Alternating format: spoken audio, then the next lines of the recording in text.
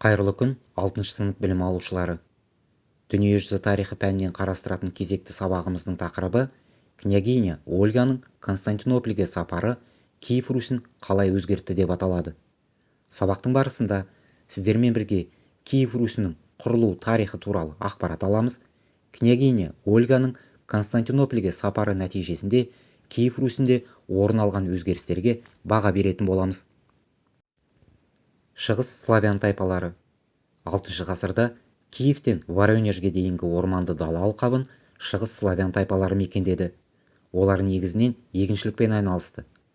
Қара топырақтағы оңтүстіктегі жерлерді қос өгіз жеккен соқамен, солтүстіктегі орманды жерлерді бір ат жеккен соқамен жыртты. Қара бидай, арпа, сұлы, тары, бұршақ, зығыр, шалқан екті. Жылқы, сиыр, қой, ешкі, шошқа, үй құстарын өсірді. Балық аулау, аңшылық және омарташылық қосымша күнкөріс көзі болып есептелді. Туысқан рулар тайпаларға бірікті. Тайпада қоғамдық маңызды мәселелерді шешетін вече немесе халық жиналысы шақырылды. Тайпа басшылығына сайланған әскери көсем князь деп аталды. Киев Русінің құрылуы 862 жылы шығыс славян тайпалары өздерін басқару үшін Скандинавиядан, яғни солтүстік Еуропадан князь Рюрикті билікке шақырды. Осы арқылы олар өздеріне қауіп төндіріп отырған викинг тайпасынан құтылып, елмен көлем маңындағы тайпалар арасындағы бақталастықты жоямыз деп үміттенді. 9 ғасырдың соңында Рюриктің туысы Олег Киев қаласын жаулап алды. 882 жылы древлян, северян, радмиштер тайпаларын бағындырды. Князь Олег Киев жерін 33 жыл бойы басқарды. Днепр өзенінің орта ағысында славян тайпаларын біріктіріп, Киев Руси атты мемлекетті құрды. Осылайша Рюриктер әулеті билікке келді. Киев Русінің князі елді ақсүйектерден құралған кеңес немесе боярлар думасы арқылы басқарды. Рюриктің баласы Игорьді 945 жылы древлян тайпалары салық жинау кезінде өлтірді. 945-972 жылдар аралығында баласы Святослав Киев Русінде билік жүргізді. Алайда ол жас болғандықтан анасы Ольга билікке араласты. Княгиня Ольга Византия империясымен байланысты жақсарту мақсатында 957 жылы Константинопольге ресми сапармен барды. Оны император 6 Константин Багрянародный құрметпен қарсы алды. Ольганы христиан шіркеулерінің биіктігі мен әдемілігі, ішкі сән салтанаты қатты таңғалдырды. Ольга христиан дініне өтуге шешім қабылдады. Оны шоқындыру рәсімін патриарх Феофилакт өткізді. Ольга Киевке қайтып оралғаннан кейін ақсүйектер арасында христиан дінін насихаттауға кірісті. Князь Святославтың тұсында Киев Русінің қуаты артты. Әскери жорықтар арқылы мемлекеттің жері кеңейді.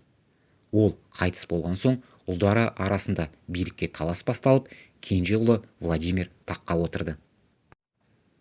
Киев Русінің христиан дінін қабылдауы 978-1018 жылдар аралығында билік құрған князь Владимирдің кезінде Киев Русы күшейді. Византия империясымен экономикалық және мәдени байланыстар жолға қойылды. Бұрын пұтқа табынған шығыс славяндар христиан дінін жаппай қабылдауды бастады. Ел аумағында шіркеулер салынып, жерлер бөлініп берілді. Мемлекеттік табыстың 1/10 бөлігі шіркеу мұқтажына жұмсалды. Киев Русінде Киев митрополитіне, яғни шіркеулер басшысына бағынатын епископтар басқаратын епархиялар, яғни шіркеулік әкімшіліктер пайда болды. Христиан дінін қабылдағаннан кейін Киев Русінің халықаралық беделі артты. Ярослав Мудрый тұсындағы Киев. Князь Ярослав Мудрый болашақ орыс мемлекетін нығайтып, гүлденуге негіз қалады. Еділ өзені бойында Ярослав қаласын салдырды. 11 ғасырда мемлекет аумағы солтүстік батыста Ладога және Онега көлдерінің, оңтүстікте Қара теңіз жағалауына дейін Дунай өзенінен Ел өзеніне дейінгі кең байтақ жерді алып жатты. Монастырлар жанынан мектептер ашылды. Сәулет өнері дамыды. Киев қаласында алтын қақпалы София соборы салынды. Киев қаласы сауда орталығына айналды. Орыс саудагерлері Бағдат, Александрия, Хорезм қалаларынан тауарлар тасыды.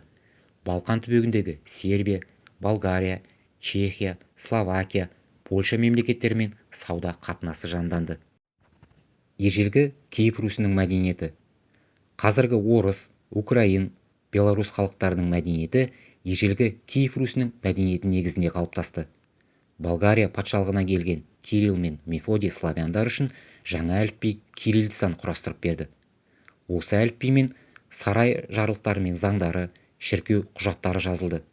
Монастырларда дін қызметкерлері жазған деректер жылнама немесе летопись деп аталды.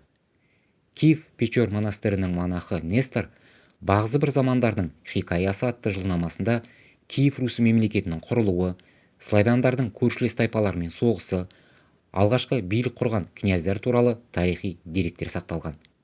Кириллица жазуымен монастырлар жанындағы мектептерде оқу, жазу, дін ілімі үйретілді. 1086 жылы Киев қаласында қыздарға арналып жеке мектепте ашылды. Орыс халқы христиан дінін қабылдағаннан кейін сәулет өнері дамыды. Успен соборы, Спас-Преображенский монастыры, София соборы Византияның дәстүрлі сәулет өнері негізінде салынды. Тапсырма. Алған білімімізді бекіту үшін сол жақтағы терминдерді оң жақтағы сипаттамалармен сәйкестендірейік.